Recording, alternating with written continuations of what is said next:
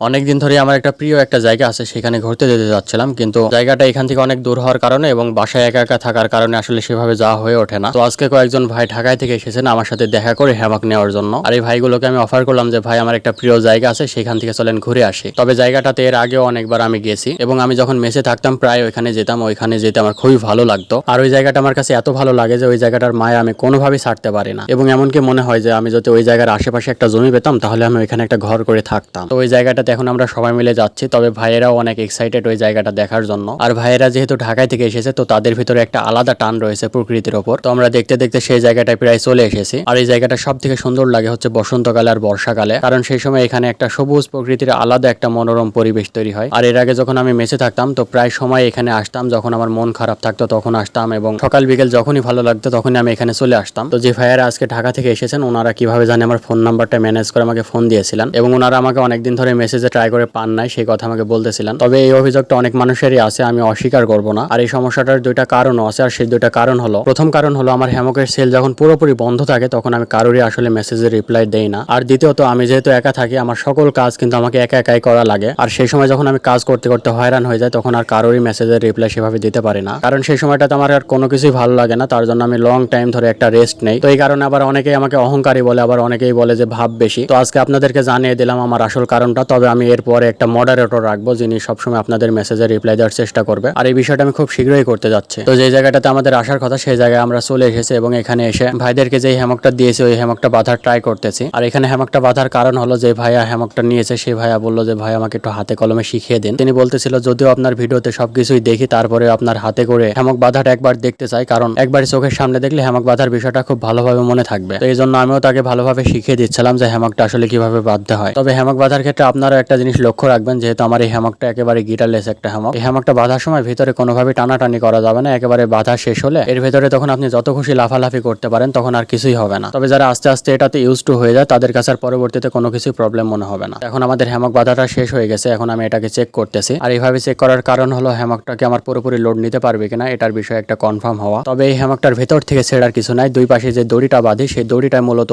একটু যদি নর্মাল হয় তাহলে ওই দড়িটা মূলত ছিঁড়ে যাওয়ার একটা সম্ভাবনা থাকে। তো হ্যামকটা বাঁধার পরে আমি একটু চেক করে দিলাম যে সবকিছু ঠিকঠাক আছে কিনা। তারপরে যে ভাইয়ারা হ্যামকটা নিয়েছে সেই ভাইয়ারা একে একে সবাই মিলে এখন উঠে দেখতেছে যে হ্যামকটা আসলে কতটুকু মজার এবং এটা কতটুকু আরামদায়ক। তবে এই হ্যামকের ভেতরে যেহেতু কোনো গিরা দেওয়া নাই এবং এই হ্যামকের দড়িগুলো একটু চ্যাপ্টার টাইপের দড়ি এবং এই দড়িগুলোরও যেহেতু আলাদা একটা স্পেশালিটি আছে তার জন্য এই হ্যামকগুলো অত্যন্ত আরামদায়ক। তো ভাইয়েরা মোটামুটি অনেক স্যাটিসফাইড, যতটুকু তারা ধারণা করেছিল তার থেকে অনেক বেশি স্যাটিসফাইড। কারণ ভিডিওর ভেতরে দেখে আসলে সবকিছুর প্রকৃতি সেভাবে বোঝা যায় না, আসলে বাস্তবে দেখলে একটা জিনিস তার সম্বন্ধে যতটুকু বোঝা যায় ভিডিওতে দেখে কিন্তু ওইভাবে সেই জিনিসটা বোঝা যায় না। তবে যাই হোক এই ভাইদের সাথে অনেক দিন পরে সুন্দর একটা মুহূর্ত কাটালাম এই জায়গাটাতে।